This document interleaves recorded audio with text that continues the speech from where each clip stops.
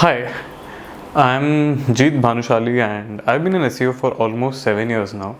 I've worked with like 15-20 different clients over the past few years and managed websites that have a lot of websites that have over millions in traffic.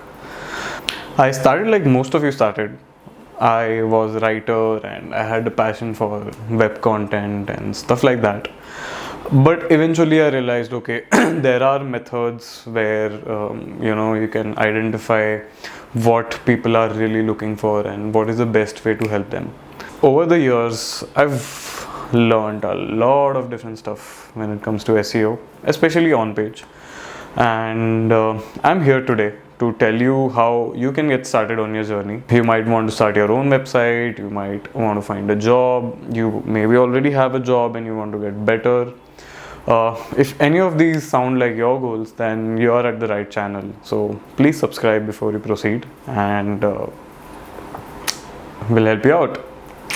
So today we are going to be talking about 3 paid tools that you need in order to succeed in SEO for any particular website. For most websites with less than 1,000 pages or something like that, these are the perfect tools that you need in order to do great work. Like, you probably won't need anything outside of this. The number one tool that you need is something for keyword research.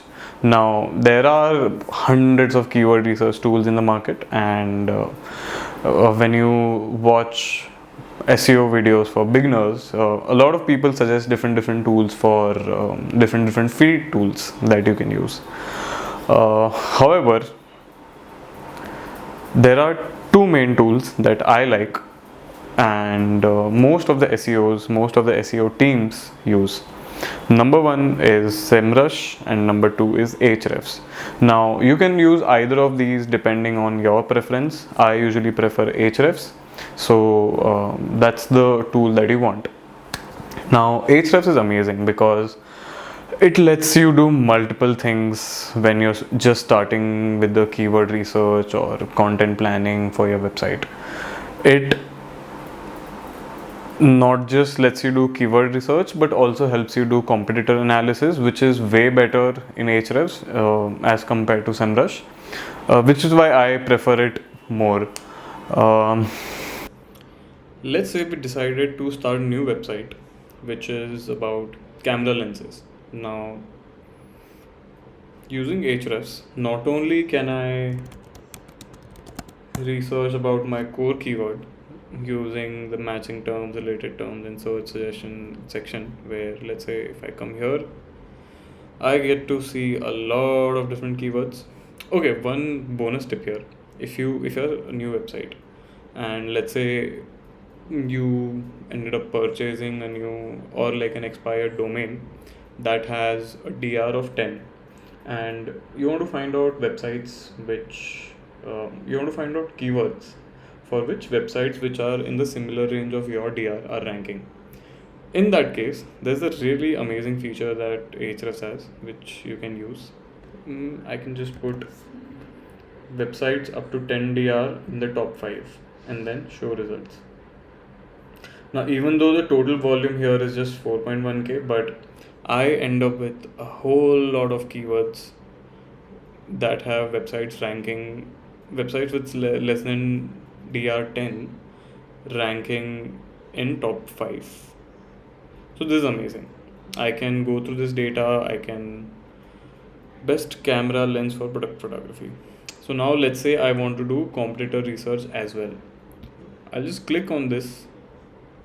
I'll come down here and suddenly I have these 10 different websites that I can check out.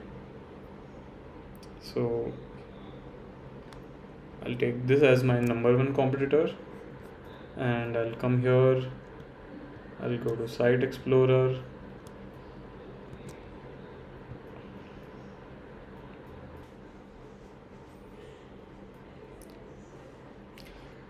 So now I'm looking at the data of my competitor. I can see that according to Ahrefs, they get like 1,000 in traffic and they're ranking for 671 keywords, which is okay. I'm not here to copy their entire strategy, but I'm here to get some ideas around what are the topics I should create on. Now, if you paid attention in the overview section, you can see that their DR is literally zero. Like, they have no authority, and yet they are able to rank for so many different keywords. So I'll just go to their organic keyword section and look at what are the different keywords they are ranking for. Best lens for product photography obviously is their first keyword. That's how we landed up on this website. But apart from this, we get a lot of different keywords as well. For example, Flashpoint versus Godogs, where they are ranking for position 1, which is very surprising.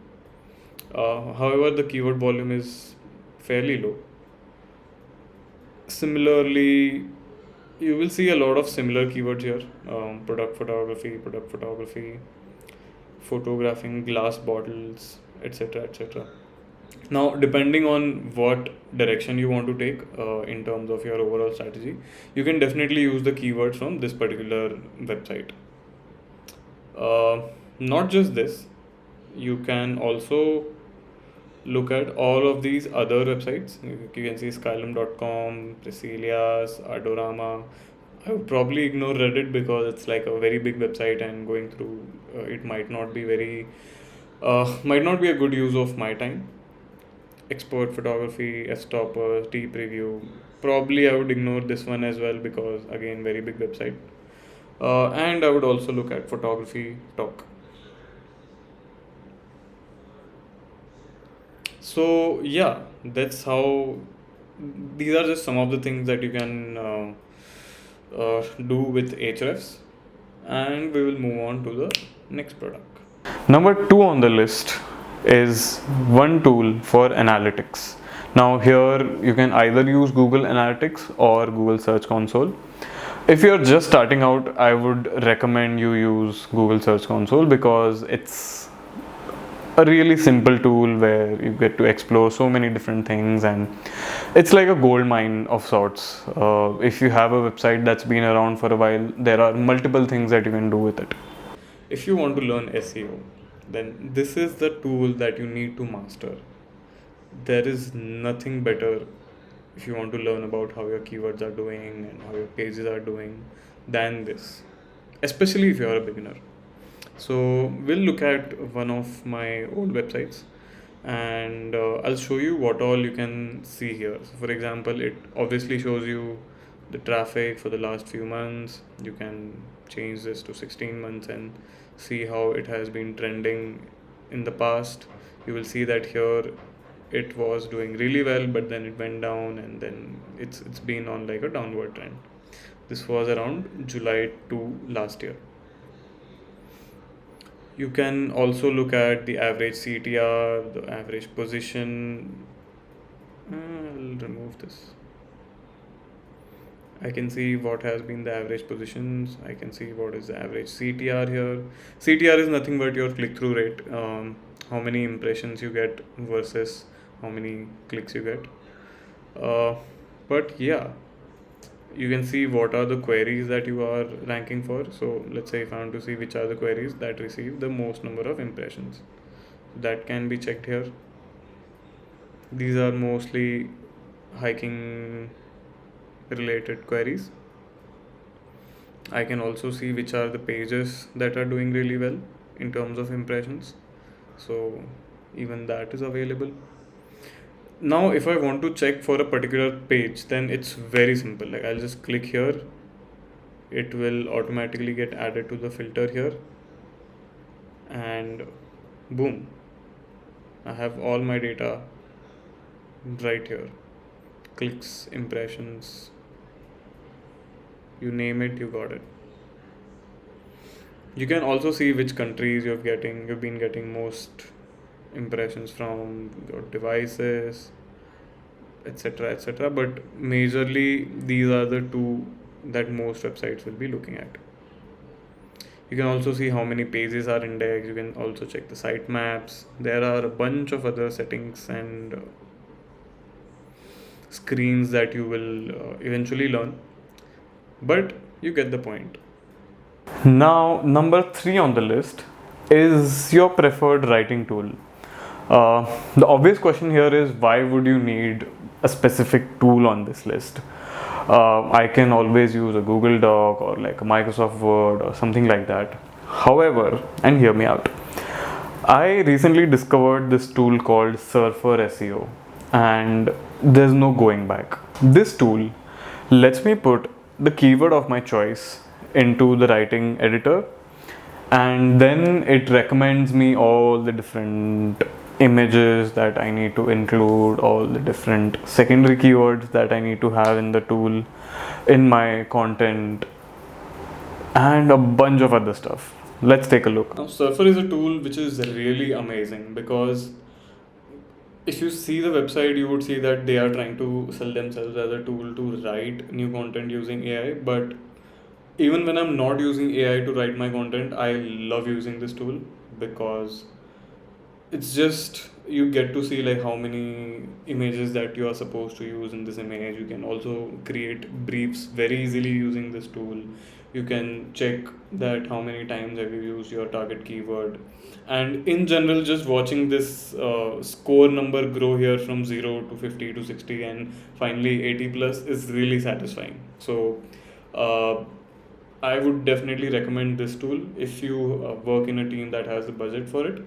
But if not, then I think Google Docs works very well for everyone. So yeah, that's all.